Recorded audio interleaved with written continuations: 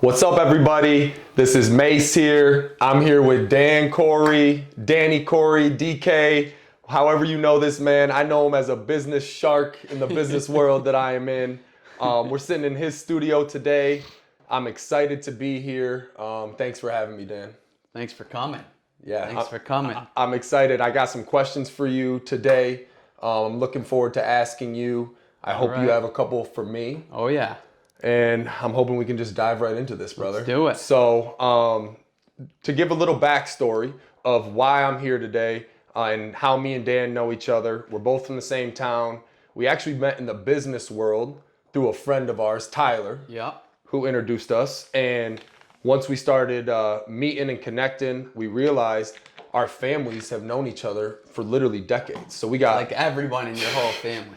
we literally have some connection to almost everyone. Yeah, insane. It was pretty funny. Insane. So a lot of ties. We're on the same journey of we're creating content, being a positive voice for our spheres, and I've been really looking forward to doing this. So I got a question. I'm just gonna dive right into this, brother.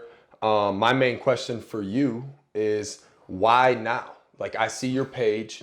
I know you've been in the business world for a long time. Yeah. But as far as content, putting yourself out there, being vulnerable, creating videos, investing into being able to have some quality content, why now, brother? Well, to be honest, I don't like social media. I don't like media at all, to be completely honest. Never have. Never liked being on camera. I didn't even like to have my picture taken, to be quite honest. So all of it's new for me and way outside of my comfort zone. But I've always liked connecting with people. Yep. I didn't even have an Instagram until, gosh, like a year ago. My wife had to set it up for me because I didn't even know how. And I had like Facebook, of course. And I don't even think I posted something on Facebook in, I don't know, 10 years, literally. So it was just something, I didn't like it, and for a lot of reasons, but I'm also kind of at a point where I'm learning to embrace it and appreciate it for some of the benefits that go along with it. But to answer your question more thoroughly, why now? If I'm being completely honest, I was just watching all of the things going on there and really kind of taking a step back and watching the message that's being sent to our youth, that's being sent just in general. 100%. The overall message, right? Yep. And it's fucking garbage. I mean, come on, let's just be honest. Like, the overall messaging to our youth right now is just completely destructive. And I'm not suggesting everything, but as a whole and in a general sense, I feel like the message that's being sent to our youth is just junk. And we've got to get a better, more real message. And we have to remind people what it means to stand up for yourself and what it means to be a man, what it means to be a woman, what it means to be a grown-up, what it means to do what's necessary instead of only just doing what we like or what's nice. And so we've got to get a better message. And it might not always be nice, but it'll always be real. 100%. Right? 100%. And I think that we see a lot of redefining things versus changing ourselves to better become those things, right? So it's like, let's just redefine everything so it's more suitable to the way we are instead of changing ourselves to be more accommodating to the goals that we set for ourselves, right? Yep. And focusing on those things.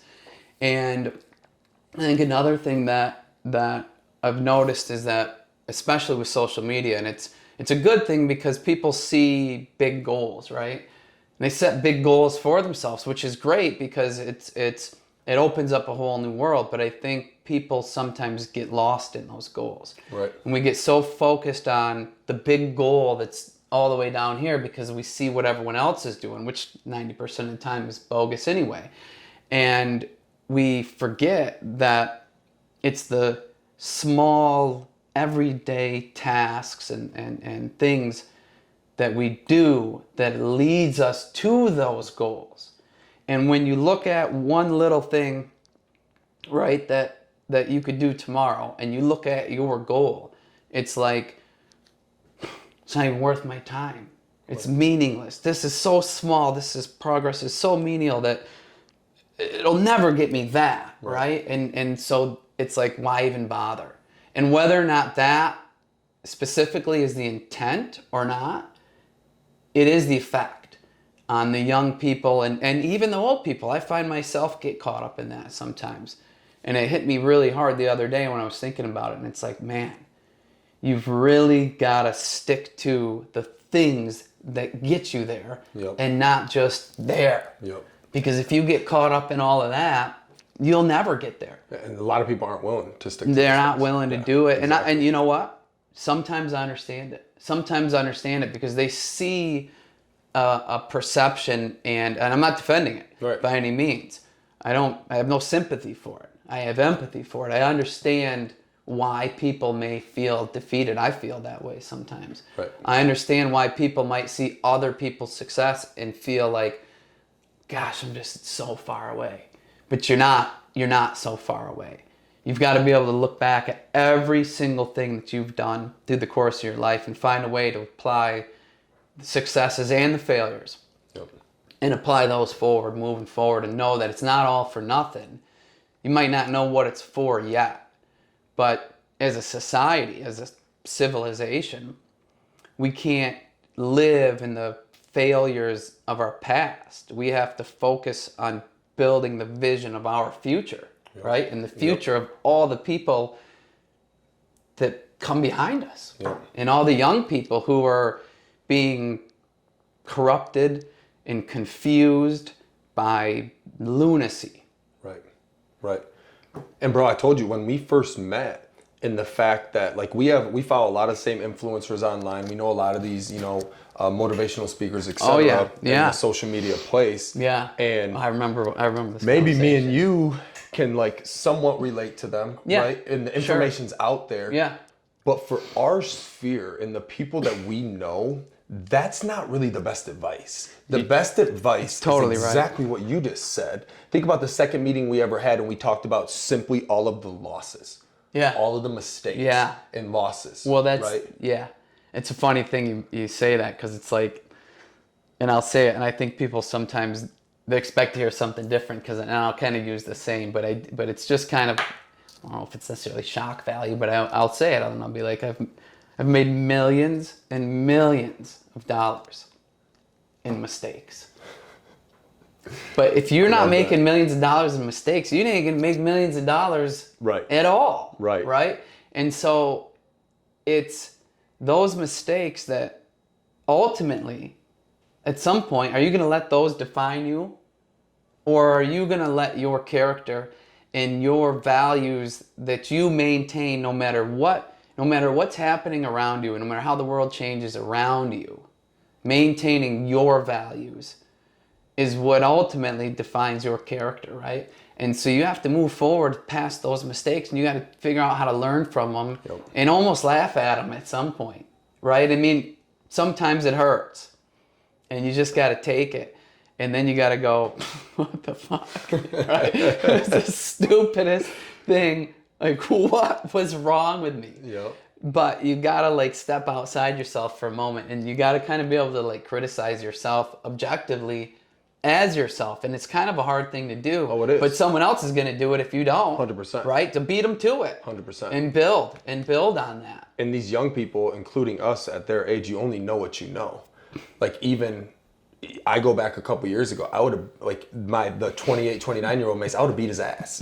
Right? Like you only know what you know. You're going to strangle yourself because you're just what the 100%. 100%. But the reality of it is that, and that's why when I reference these guys, a lot of these guys talk about like they're talking to millionaires. Right. Or they're just talking as multi-millionaires. When I say multi, I don't mean one or two. How relatable is that to our people though? They're so far ahead. Bro. You're taking advice from people that are a million miles ahead of you. Right. And it's not that it's not good advice. It's that you're not interpreting it properly. And I'm not saying you. I'm saying 100%, in general yeah. sense, right? Because we understand this, and they're just trying to apply that advice, and maybe it's being taken too literally. The guys aren't wrong. Who are we to say they're wrong if they're more successful? We follow them for a reason. Exactly, but you've got to understand that the better people to probably take advice from are the ones who are 5 or 10 steps ahead of you. Yes. Because they're going through the same things as you are. And these guys are almost a victim of their own success. They're just so far ahead that they just can't relate anymore because while they were there, they're not there. Right. Right? And where they were is so far behind them that what it took for them to get there isn't necessarily what it's going to be for you to get there from a technical standpoint. Right. But I think all those guys ultimately are saying the same thing, just a different delivery. And I've said this a lot of times. They're all saying the same thing. Pick your guy, like Tony Robbins or Grant Cardone or whatever, right? And I like all these guys. Alex Hormozy, right? Class act. But pick all of them, and they're all kind of saying the same thing in different ways. And it's just don't give up. Don't give up. Keep pushing. Keep going. You got to be willing to make some sacrifices. You've got to be disciplined. And I see a lot of motivation. So motivation now, right? Because it's like that dopamine rush people get when they get a good idea and they get a big vision. Motivation doesn't get you there. Motivation doesn't get you there. Discipline and consistency, that's what gets you there. Noah and I went to this Ford event that I'm going to talk about more at some point as we sit down, and that is the main message. And whether they're putting it on the internet or whether you're paying money to see these cats in person, it's consistency and being disciplined with your game plan. Yes. Gary Vee told us, Noah, he told us like, hey, 4 years of discipline and consistency in your niche, whatever that is in the business world. Yeah.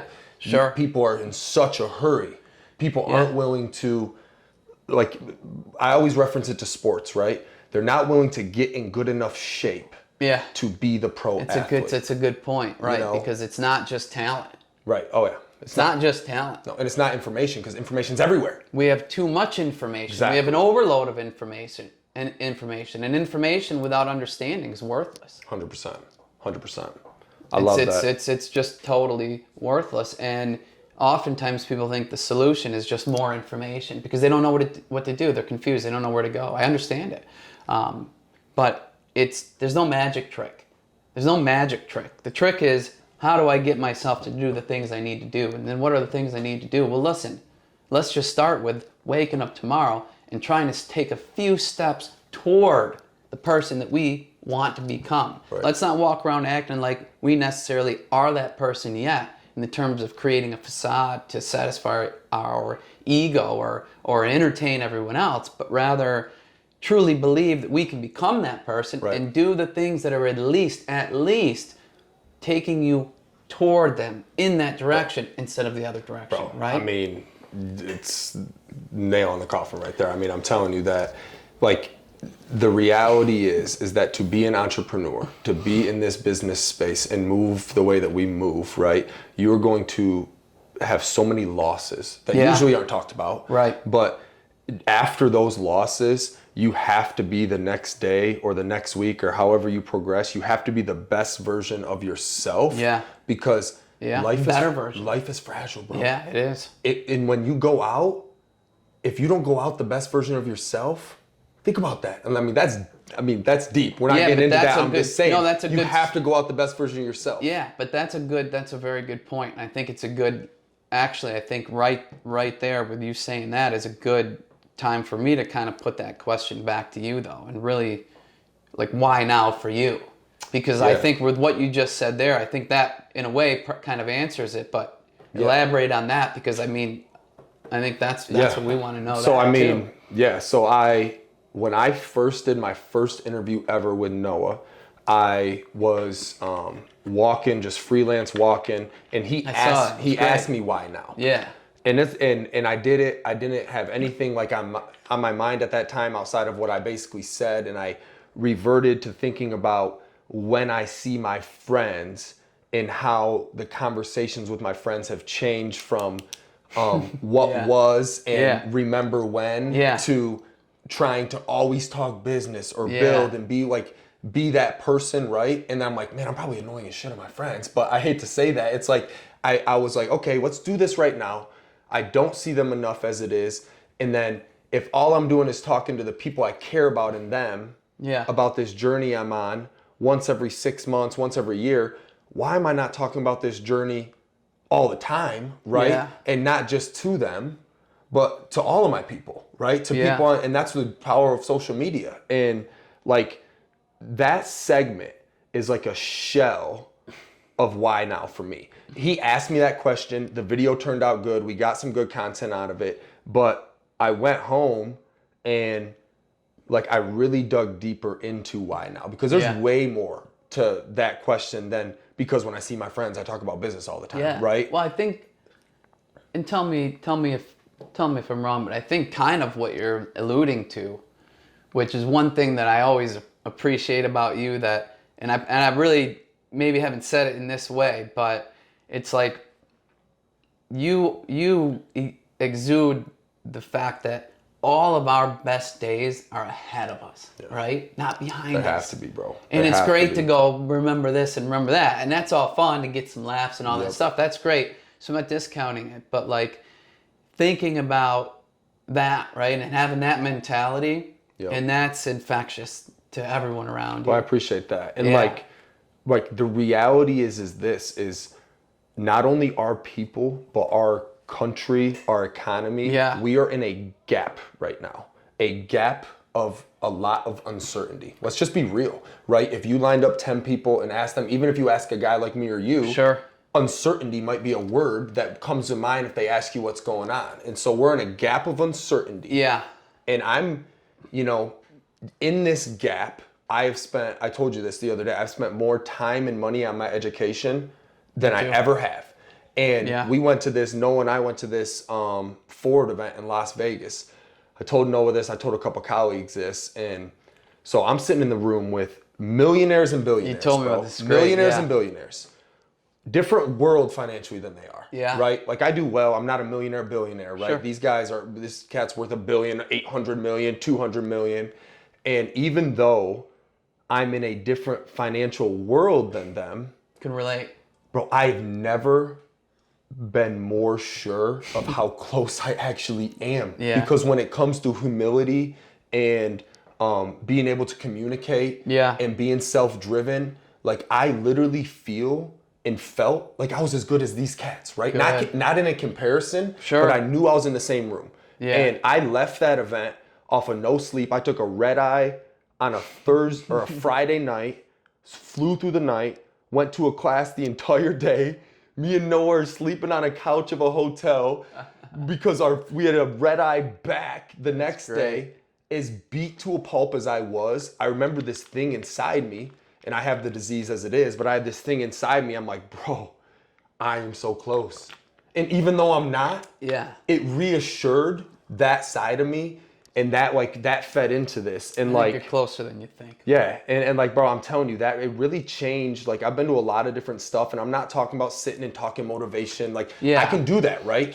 I'm talking There's a time about and a place for it. Yeah, I'm talking about who I am and who I can relate to. And the reality is that if you're worth $1 billion, I'm not going to talk to you any different than the homeless people on the streets of Grand Rapids when we're going and trying to lift people up. Because the reality is that like understanding how humans are and like the value of life and being able to communicate with others and help others, it's the most gratifying thing we could do, bro. No I mean, question. it is. It is love and happiness. Ed Milet, who's He's great. amazing dude. I love Ed. His whole message. I'm sitting there with tears in my face. His whole message is love and happiness. If you go to every successful company in the entire world, not just our country, what they're selling products, but they are selling love and happiness. Love for families, happiness for people who are either buying their products, getting in their programs, whatever. So that event like really, I guess, like pushed me forward on thinking like, okay, now is the time. And like the last thing I'll say about the why now, and it's kind of deep. It's not meant to be deep, but it's like at a young age, I have understood how fragile life is. And I feel like I'm running out of time. I'm going to say this out loud. No, I know I'm not the running feeling. out of time, but you ask my wife, I know you feel this. Yeah. I feel like I'm running out of time. And that is because, it's not because I don't live with faith or you know, have anxiety about running out of time. It's not that. It's the fact of the matter is that when you understand how fragile life is, and that when you go out, whether that's right now, in a week, or hopefully fucking 80 years for me and you, right? Yeah. But when you go out, you have to be the best version of yourself. So you understand life's super fragile. You could go out of this world any minute, and it makes you feel like you're running out of time. And I'm done talking about it. I'm done talking around, you know, talking at the bar with my boys like, hey, bro, I really want to do this. And that's why when me and you started meeting, I'm like, bro, we're doing this, and we're doing this right now. Yeah. Well, that's one thing I love about you, because you got that energy, and it's just like, you get hyped up, and it's like, let's do this. And I love it, because for me, it's like, I don't have that same type of energy, but different energy nonetheless. But you bring the wisdom. Well, it just plays really good. 100%. And it actually, it's like one of the things from the first time I met you, I really appreciated about it. And I asked Tyler, like I even texted him about it, and I was asking him about you a little, and he's like, yeah, man, I can't believe you guys haven't met yet. That's just crazy. Everyone in my family call me. Yeah. I can't believe you guys haven't connected. Like, this makes so much sense. And it was funny. And then, I mean, just the first time we sat down, we had that instant rapport. That's just going to continue to build. And no, it was great. And I love the energy. I love the drive that you have, and the push. And it's funny. I was kind of, when I was younger, I was more go, do it now, figure it out, whatever. And as I've gotten older, I'm a little more composed. And there's times when I wish I could be that younger version of myself more. But then there's times where I understand the necessity of the other version, and finding the blend of the two to drive yourself forward again and pick up that momentum again. More calculated, more strategic, more well-seasoned of an individual, of a businessman, of a man in general. And I can see you starting that same journey 100%. Again. Not that you haven't done it yet. You've gone through 100%. That, but then we go through that in phases, and we start over again. And we go in cycles like that. And that's how you grow as a person. And so being open-minded and being willing to listen when there's something valuable being said, instead of simply listening to simply respond or react, right? Listening to actually hear what you're being told, or what somebody has to say, rather. And I think that there's big things ahead for you, for both of us, and I'm excited to carry on that journey with you. Yeah, well, I appreciate that. I'm gonna wrap this, Dan. And I want to basically say that, like, hey, being a man from Lansing who's really proud of where I'm from. I live in Rockford. I work downtown Grand Rapids. I work in Lansing, but Lansing is my home. Yeah, and me too. It's meant a lot to me. The sphere that we have, the different people that me and you know, the same people that me and you know, in our group. It meant a lot to me to come to your studio. I appreciate you having me. Anytime. You guys, this is just the start of some really good content. You guys, please follow my guy Dan on IG. Follow me. Like our page. You got any questions, DM us. Any wisdom questions, DM this man. And I'll do my best. Yeah, we're excited to keep this going. Respond. We're excited to keep this going. Stay tuned for some more fire content. Appreciate you guys.